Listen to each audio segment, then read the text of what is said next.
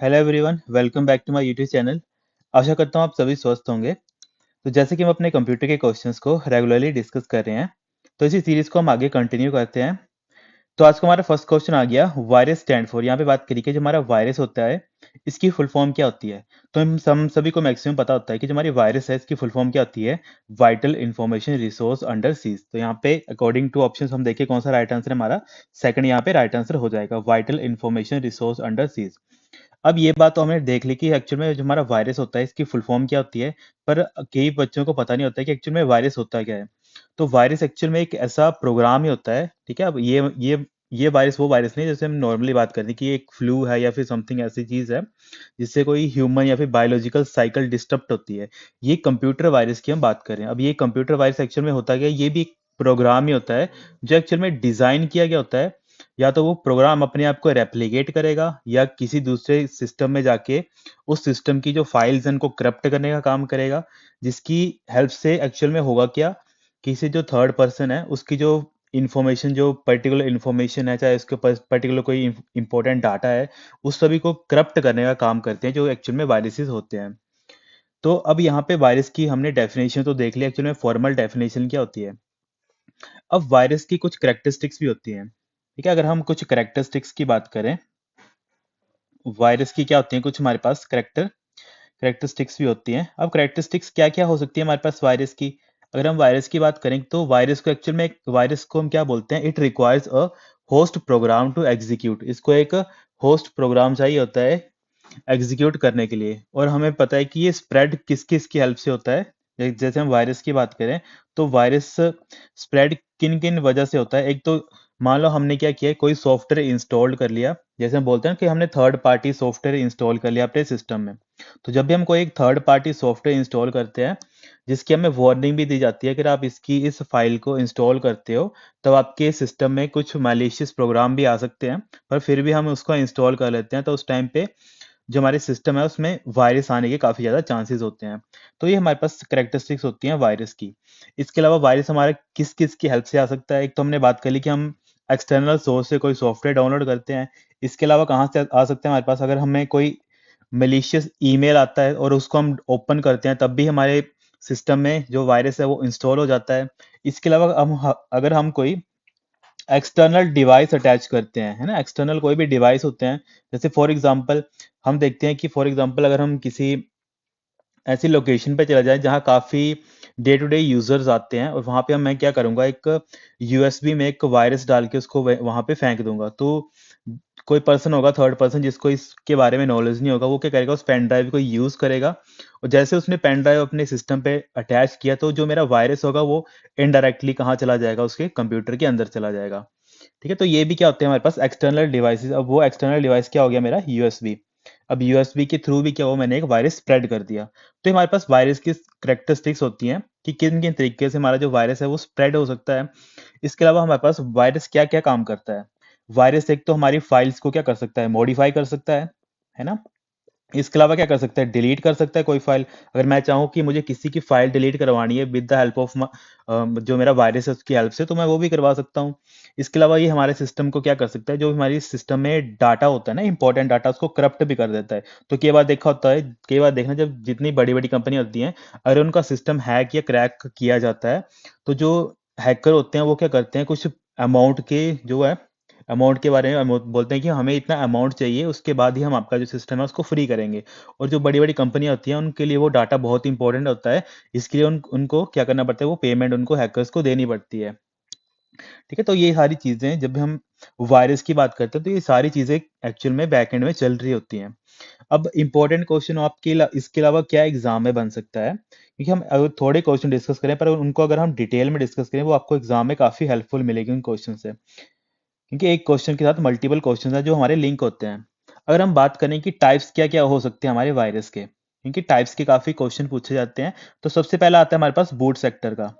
अब boot sector actual में क्या होता है, जो आपका मेन बूट एरिया होता है, जैसे हम बोलते हैं कि हमारा सिस्टम अभी बूट अप हो रहा है, एक्चुअल में स्टार्ट हो रहा होता है।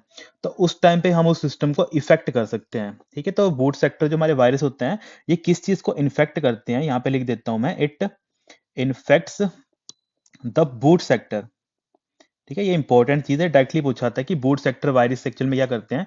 तो ये इन्फेक्ट करते हैं बूट सेक्टर ऑफ जो हमारा स्टोरेज डिवाइस होता है ना। Storage device in the sense जो हमारा हार्ड डिस्क हो गया या फिर जो हमारा सॉलिड स्टेट ड्राइव जिसको हम बोलते हैं एसएसडी। यहाँ पे एग्जांपल लेता हूँ, हार्ड डिस्क ड्राइव हो गया या फिर हमारा सॉलिड स्टेट ड्राइव। तो इनका जो बूट सेक्टर, क्योंकि एक्चुअल में बूट सेक्टर में होता है कि हमारे ऑपरेटिंग सिस्टम की स्टार्टिंग की इंस्ट्रक्शंस पड़ी होती हैं। अगर बूट सेक्टर ही किसी ने डिस्टर्ब कर दिया तो हमारा ऑपरेटिंग सिस्टम ही चलेगा ही नहीं। अगर हमारा ऑपरेटिंग सिस्टम ही नहीं चलेगा तो हमारा इन द एंड हमारा जो पूरा पूरा कंप्यूटर है वही काम नहीं करेगा। ठीक है, तो इसलिए ये हमारा इंपॉर्टेंट होता है बूट सेक्टर। फिर दूसरा हमारे पास जो इंपॉर्टेंट टाइप्स ऑफ जो हमारे वायरसेस आते हैं, इसमें आता है हमारे पास फाइल इन्फेक्टर वायरस, है ना। फाइल इन्फेक्टर वायरस होते हैं, यहाँ पे लिख देता हूं मैं, फाइल इन्फेक्टर वायरस। अब फाइल इन्फेक्टर वायरस एक्चुअल में कौन से होते हैं? ये जो भी हमारे, जैसे केवल हम कोई फाइल डाउनलोड करते हैं, जैसे थर्ड पार्टी हम कोई भी, फॉर एग्जांपल मैंने कोई एप्लीकेशन थर्ड पार्टी डाउनलोड करी, और उसमें क्या होता है, जो हमारी EXE फाइल्स होती हैं डायरेक्टली, क्योंकि हम उसको डायरेक्टली एग्जीक्यूट करवाते हैं, तो जैसे हम डायरेक्टली एग्जीक्यूट करवाते हैं उन्हीं के साथ कुछ फाइल एक्स्ट्रा अटैच होती हैं जो हमारे सिस्टम में as a form of virus काम करती हैं। तो जैसे देखना, कभी आप कोई थर्ड पार्टी ऐप इंस्टॉल करते हो तो आपको कई बार क्या करना पड़ता है, जो आपके सिस्टम में जो विंडो डिफेंडर होता है उसको आपको ऑफ करना पड़ता है, उसके बाद आप उसको एग्जीक्यूट करते हो, क्योंकि विंडो डिफेंडर बोलता है कि इसमें क्या है, मतलब जो वायरस है वो हो सकता है इसमें, तो आपको इसको इंस्टॉल नहीं करना है। पर फिर भी हमें अगर वो फाइल चाहिए होती है तो उस टाइम पे भी हमारे सिस्टम में क्या हो सकता है कि जो वायरस है वो आ सकता है। ठीक है, तो जो हमारी डॉट .exe हो गया या फिर डॉट हमारे पास कॉम करके जो हमारे पास एग्जीक्यूटेबल कुछ फाइल्स होती हैं, इनके साथ भी हमारे पास हमारे साथ जो प्रोग्राम अटैच होते हैं जो in the form of virus का काम करते हैं। इसके अलावा हमारे पास तीसरे नंबर पे इंपॉर्टेंट वायरस आता है जिसको बोलते हैं मैक्रो वायरस, है ना। इसको भी लिख देता हूँ, इसको हम बोलते हैं मैक्रो वायरस। अब मैक्रो वायरस एक्चुअल में क्या करते हैं, ये किसी पर्टिकुलर एप्लीकेशन को टारगेट बनाते हैं, है ना। पर्टिकुलर एप्लीकेशन फॉर एग्जांपल अगर मैं पर्टिकुलर कोई एप्लीकेशन का नाम लिख लूँ, तो जैसे हमारे पास अगर हम कंप्यूटर की बात करें या फिर लैपटॉप की बात करें, तो मैक्रो वायरसेस कौन से होते हैं, जो किसी पर्टिकुलर एप्लीकेशन को टारगेट करेंगे। और एप्लीकेशन कौन सी हो सकती है, हमारे पास MS वर्ड आ गया, इसके अलावा एक्सेल आ गया। ठीक है, इसके अलावा एक और एप्लीकेशन का अगर मैं नाम लिखूं तो एप्लीकेशन में एक तो MS वर्ड आ गया, है ना। इसके अलावा हमारे पास एक्सेल आ गया। इसके अलावा जितने भी काफी ज्यादा जो एप्लीकेशन हम जो यूज करते हैं वो सारी की सारी आ जाती हैं। ठीक है, एक्सेल में क्या हो सकती हैं, एक्सेल में विद द हेल्प ऑफ जो हमारे पास जो हम मैक्रो यूज करते हैं ना, ठीक है, MS वर्ड हो गया, एक्सेल हो गया, इसमें जो हम एक्चुअल में मैक्रो प्रोग्राम यूज करते हैं उसमें जो वायरसेस अटैच होते हैं उनको हम बोलते हैं मैक्रो वायरसेस। तो कई बार हम ये चीज भी पढ़ते हैं कि हमने मैक्रो को पहले भी डिस्कस किया था कि मैक्रो एक्चुअल में होता क्या है, ये एक प्री डिफाइंड कमांड्स होती हैं जिनको हम स्टोर करके रखते हैं अपने सिस्टम के अंदर। तो बस वही चीज पूछी थी कि मैक्रो वायरसेस क्या होते हैं। ये भी एक्चुअल में एक वायरस ही होते हैं जो MS वर्ड या जो हमारे पास MS एक्सेल है जहाँ पे मैक्रो वगैरह काम करवाए जाते हैं, मैक्रो के हेल्प से काम किए जाते हैं, तो वहां पे वो अटैच करके हम उसको जो सिस्टम है उसको करप्ट करने का काम कर सकते हैं। इसके अलावा हमारे पास कुछ और होते हैं, जैसे रेजिडेंशियल वायरस होते हैं। अब रेजिडेंशियल वायरस इंपॉर्टेंट क्यों है, क्योंकि ये हमारे पास कुछ ऐसा, यहाँ पे लिख देता हूँ मैं इसको। फिर हमारे पास फोर्थ नंबर पे जो इंपॉर्टेंट है इसको हम बोलते हैं रेजिडेंट वायरस।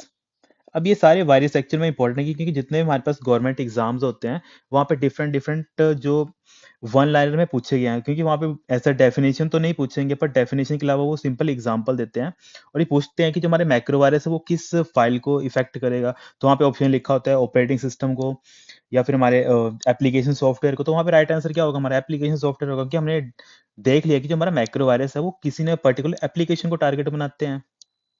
तो वैसे ही जो हमारे पास रेजिडेंट वायरस होते हैं, ये क्या करते हैं, ये हमेशा रैम के अंदर रहते हैं। तो यहाँ पे लिख देता हूँ मैं, ये रिसाइड्स कहाँ रहते हैं, रिसाइड इन रैम। ठीक है, रैम हमारी एक मेमोरी है। ठीक है, और किस टाइप की मेमोरी की कैटेगरी के अंडर आता है, ये हमारी प्राइमरी मेमोरी की कैटेगरी के अंडर आता है, ये हमने पहले भी डिस्कस किया था। तो ये जो रेजिडेंट वायरस है वो रिसाइड होता है हमारे रैम के अंदर, मतलब सिंपली बोलूँ तो रैम के अंदर ही रहता है ये 24 घंटे, और ये ऑपरेट होता है बैकग्राउंड में। तो याद रखना, ये हमेशा ऑपरेट होता है, ऑपरेट्स इन बैकग्राउंड। जैसे हम बोलते हैं ना कि हमारे बैकग्राउंड में काफी जो डाटा वगैरह यूज हो रहा है या फिर इसके अलावा काफी जो मेमोरी वगैरह कंज्यूम की जा रही है, तो वो किस की हेल्प से होता है, जो हमारा रेजिडेंट वायर है ये सारे सारे काम वही करता है मैक्सिमम। तो यहाँ पे हमारा फोर्थ पे ये इंपॉर्टेंट हमारा वायरस की कैटेगरी के अंदर आता है। इसके अलावा फिफ्थ फिफ्थ कैटेगरी कौन सी आ सकती है वायरस की, इसको हम बोलते हैं पॉलीमॉर्फिक। अब पॉलीमॉर्फिक का मतलब क्या था, पॉली का मतलब होता है मैनी, है ना। तो सिंपली बोल सकते हैं ये कुछ ऐसे टाइप की वायरस होते हैं जो चेंज कर सकते हैं अपने आप को। ठीक है, फॉर एग्जांपल मेरे पास कोई एक वायरस आ गया, मेरे सिस्टम में एक वायरस आ गया एक्स नाम का।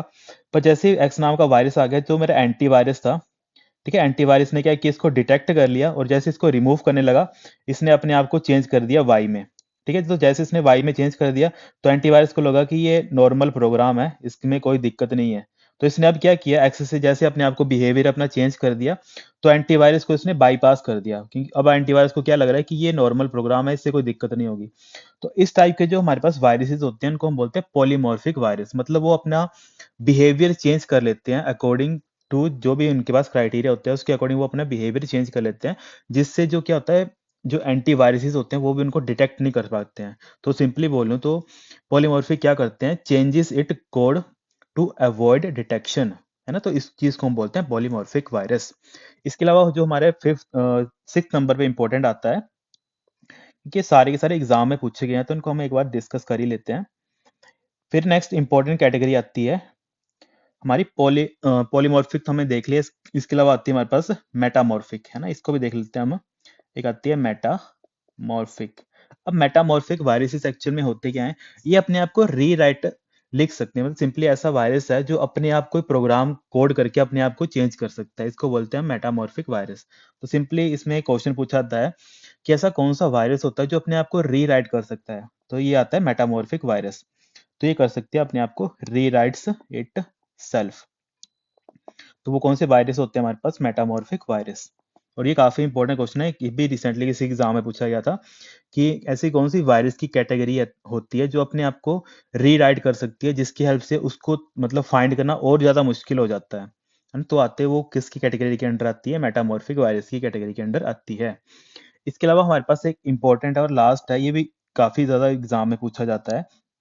एक होता है हमारे पास मल्टी पेरिटेट वायरस, है ना। ये एक्चुअल में एक ऐसी वायरस की कैटेगरी है जो हमारी बूट सेक्टर होते हैं और जो हमारी फाइल्स होती है दोनों के ऊपर अटैक करने का काम करती है।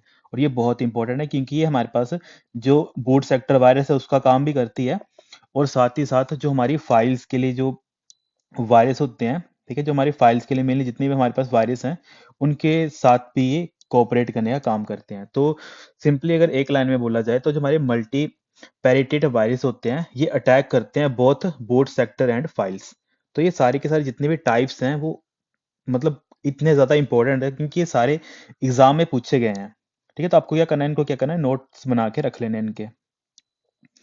फिर अगर हमारे पास नेक्स्ट अगर हम देखें वायरस को ही अगर थोड़ा और डिटेल में डिस्कस कर लें, तो ये तो हमने देख लिया कि जो हमारे वायरस हैं वो किस किस की हेल्प से फैलते हैं, है ना, या स्प्रेड किस किन किन वजह से स्प्रेड होते हैं। एक तो ईमेल की वजह से स्प्रेड होते हैं, इसके अलावा अगर हम कोई एक्सटर्नल फाइल्स अटैच करें उनकी वजह से हमारे स्प्रेड होते हैं, है ना। इसके अलावा हम कोई सॉफ्टवेयर वगैरह डाउनलोड कर लें उनकी वजह से हमारे जो सिस्टम है उनमें वायरस आ सकता है।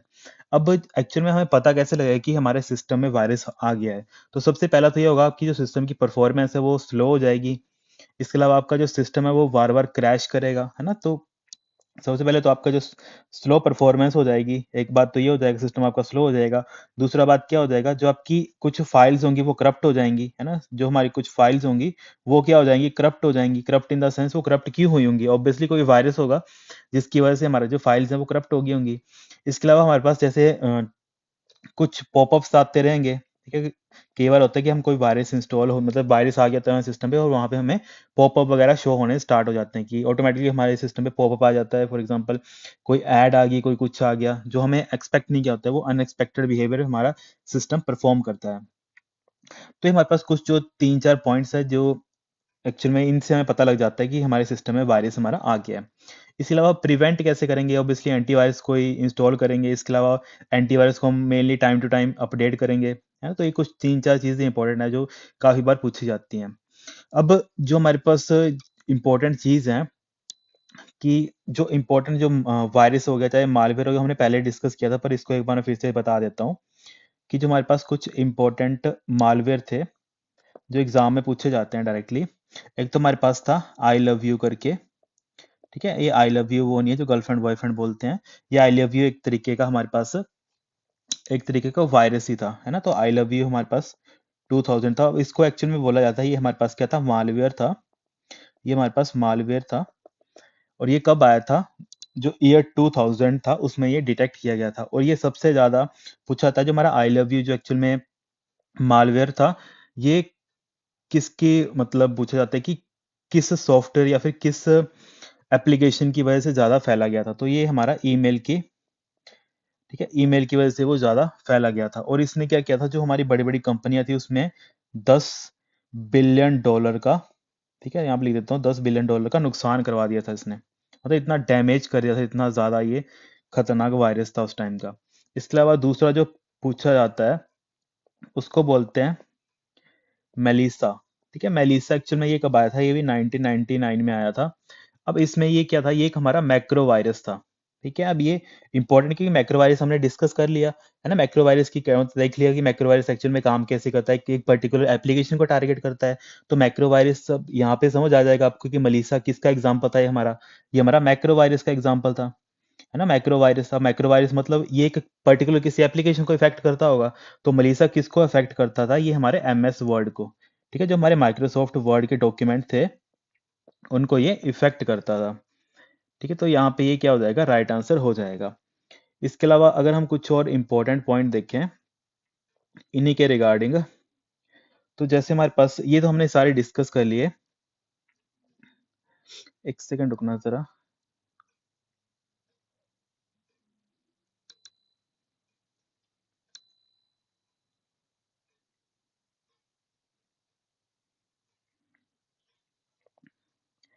ठीक है, यहाँ तक हमें मलीसा वगैरह देख ली सारे, है ना। तो नेक्स्ट हम देख लेते हैं एक और इम्पोर्टेंट था जो एग्जाम में भी रिसेंटली पूछा गया था, तो उसको मैं डिस्कस कर लेता हूँ यहाँ पे। अब देखो, वायरस आपने एक क्वेश्चन के साथ कितने मल्टीपल क्वेश्चंस देख लिए, तो ये सारे के सारे जितने भी चीजें हैं अगर आप इनको रिवाइज करते रहोगे ना, आपको एग्जाम में बहुत हेल्प मिलेगी, है ना। तो थर्ड नंबर पे आता है हमारे पास वाना क्राई करके, वाना क्राई करके आता है। ये आया था हमारा 2017 के आसपास, है ना। तो ये एक्चुअल में क्या था, ये रैंसमवेयर था, रैंसमवेयर था ये, ठीक है। और इसने क्या किया था, ये एक्चुअल में एक्सप्लॉइट की थी इसने विंडोज की जो भी वर्नेबिलिटीज थी उनको एक्सप्लॉइट किया था कि विंडोज में कितनी ज्यादा खामियां हैं, है ना। तो वानाक्राई भी एक इंपॉर्टेंट हमारे पास रैंसमवेयर की कैटेगरी के अंडर आता है। तो ये जितने भी पॉइंट्स है ना वायरस के रिगार्डिंग, ये सारे के सारे इंपॉर्टेंट पॉइंट्स हैं हमारे।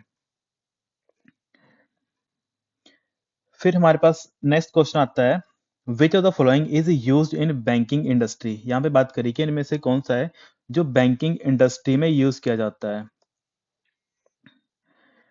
ठीक है, तो यहाँ पे अगर बाय ऑप्शन देखें तो यहाँ पे राइट आंसर क्या हो जाएगा, हमारे हमारे पास MICR, magnetic ink character recognition, है ना। तो यहाँ पे हमारा फर्स्ट ऑप्शन क्या हो जाएगा, राइट आंसर हो जाएगा।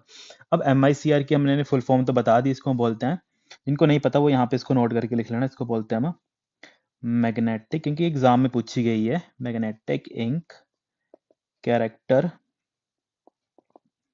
Character recognition. ठीक है, ये एग्जाम में ऐसी पूछी गई थी, MICR की फुल फॉर्म आपको बतानी थी। ठीक है, अब MICR एक्चुअल में यूज किसके लिए की जाती है, जब भी एक्चुअल में आप देखना, जब आप चेक वगैरह लेकर जाते हो, जैसे यहाँ पे एग्जांपल ये रखा है मैंने, तो यहाँ पे ये क्या है, एक हमारे पास एक चेक है। अब चेक में यहाँ पे आपको ये इस जगह पे कुछ कोड दिखते हैं, इसको मैं थोड़ा हाईलाइट कर देता हूँ रेड पेन से। तो जैसे यहाँ पे आपको ये कुछ कोड्स दिखते हैं, तो ये कोड एक्चुअल में कौन से इंक से लिखे गए होते हैं, ये मैग्नेटाइज्ड इंक होती है। ठीक है, यहाँ पे मैग्नेटाइज्ड इंक होती है हमारे पास। अब मैग्नेटाइज्ड इंक का मतलब होने का मतलब क्या होता है कि ये थोड़े ना इंक, जब आप इसको चेक भी आप चेक बुक देखना या फिर चेक लेकर देखना, तो उसमें आपको ये इंक दिखेंगे, वो इन इंक को आप टच करके देखोगे ना, तो आपको ये थोड़े उभरे उभरे दिखेंगे। तो ये इंक एक्चुअल में एक स्पेशलाइज्ड इंक होती है जिसको हम बोलते हैं मैग्नेटाइज्ड इंक। अब मैग्नेटाइज्ड इंक होने का मतलब क्या है कि जो इनके ऊपर ये लिखे गए होते हैं करेक्टर, वो मैग्नेटिक इंक से लिखे गए होते हैं। तो जैसे हम इस चेक को एक्चुअल में फिल करके हम क्या करते हैं, इसको बैंक वालों के पास देते हैं, और बैंक वाले क्या करते हैं, उसको एक मशीन के अंदर डालते हैं और उस चेक को वेरीफाई करते हैं। वेरीफाई कैसे होते हैं, वो मशीन इन जो कोड्स होते हैं इन कोड को चेक करती है, और ये कोड को हम क्या बोलते हैं, MICR, magnetic ink character recognition. ठीक है, तो ये एक इंपॉर्टेंट चीज है जो डे टू डे लाइफ में यूज की जाती है। ठीक है, तो इसके अलावा हमारे पास ये इंपॉर्टेंट तो ये आ गई MICR, इसकी फुल फॉर्म आ गई, क्यों यूज किए जाते हैं फॉर, यहाँ पे लिखा नहीं है तो यहाँ पे लिख लो कि आप इसको यूज करते हैं मेनली चेक प्रोसेसिंग के लिए। ठीक है, चेक प्रोसेसिंग एंड क्लियरेंस लिख देता हूँ यहाँ पे कि चेक एक्चुअल में वैलिड है कि नहीं है वो सब पता करने के लिए, है ना। क्लियरेंस के लिए हम मेनली यूज करते हैं इसको। इसके अलावा हमारे पास जो इसका फायदा क्या होता है MICR का, ये हेल्प कर देता है फास्ट और सिक्योर रिकॉग्नाइज करने के लिए चेक डिटेल। ठीक है, फॉर एग्जांपल ऐसे कोई यूजर अपना भरेगा, ये करेगा, अब MICR नहीं लगा होगा तो यूजर की पूरी डिटेल मैच करनी पड़ेगी, ये करनी पड़ेंगी, है ना, तो वो सारी की सारी चीजें हमें देखनी पड़ेंगी। पर जैसे MICR होगा वो डायरेक्टली मशीन ही उसकी पूरी की पूरी इंफॉर्मेशन चेक कर लेगा, है ना, मशीन ही पूरी की पूरी उसकी इंफॉर्मेशन एक्चुअल में चेक कर लेगा, जिससे उसको कभी दिक्कत नहीं आएगी, सिंपली वो बोलने का मतलब है। ठीक है, इसके अलावा हमारे पास नेक्स्ट आता है, ठीक है, यहाँ पे जैसे OCR वगैरह दे रखा है। OCR का मतलब क्या होता है? ऑप्टिकल करेक्टर रिकॉग्निशन, ये एक्चुअल में करेक्टर वगैरह को रिकॉग्नाइज करने का काम करता है। OMR आता है ना, OMR। ठीक है, OMR में जैसे हमारी शीट्स वगैरह होती है, जो हमें एक्चुअल में चेक चेक वगैरह होती हैं, शीट्स वगैरह, वो सारी OMR की कैटेगरी के अंडर आती हैं। हाँ, जैसे हम जो ऑब्जेक्टिव डाटा फिल करते हैं, वो सारी की सारी आती है हमारे पास OMR की कैटेगरी के अंडर। ठीक है, इसके अलावा कुछ और इंपॉर्टेंट पॉइंट्स अगर यहाँ पे मेरे को याद नहीं आ रहा है, इसके अलावा कोई इंपॉर्टेंट और पॉइंट्स आते हैं तो वो भी आपको मैं बाद में डिस्कस कर दूंगा। फिर हमारे पास नेक्स्ट क्वेश्चन आ गया, which of the following keyboard shortcut is used to view the properties of selected object. किसी सिलेक्टेड ऑब्जेक्ट की अगर आपको प्रॉपर्टीज ओपन करनी है तो इसके लिए आप कौन सी शॉर्टकट कमांड का यूज करोगे? ठीक है, तो यहाँ पे जैसे यहाँ पे अगर हम बाई ऑप्शन देखें तो यहाँ पे प्रॉपर्टीज के लिए हम कौन सी कमांड का यूज करते हैं? अल्ट प्लस एंटर का। ठीक है, तो यहाँ पे हमारा थर्ड क्या हो जाएगा? राइट आंसर हो जाएगा। इसके अलावा जैसे हमारे पास कुछ और यहाँ पे ऑप्शंस दे रखे हैं, जैसे अल्ट प्लस स्पेस बार दे रखा है, ये एक्चुअल में क्या करता है? ये ओपन करता है विंडो कंट्रोल मेन्यू को। ठीक है, तो इसको मैं यहाँ पे लिख देता हूँ, ये ओपन करता है हमारे पास विंडो कंट्रोल मेन्यू को। ठीक है, विंडो कंट्रोल मेन्यू को ओपन करता है। कंट्रोल प्लस स्पेस बार हमने पहले भी डिस्कस किया था। ये एक्चुअल में क्या करता है? अगर हमारे पास अगर नॉर्मली विंडो की बात करें तो इनपुट लैंग्वेज को अगर मुझे चेंज करना हो, ठीक है, ये हम दो तरीके से यूज कर सकते हैं। अगर हम सिंपल विंडोज की बात करें तो विंडोज में अगर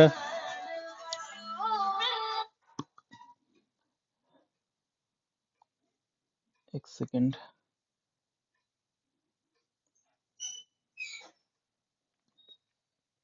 अगर हम विंडोज की बात करें तो विंडोज में एक्चुअल में होता है कि अगर मुझे इनपुट लैंग्वेज चेंज करनी हो, तो उसके लिए हम यूज करते हैं कंट्रोल प्लस स्पेस बार का।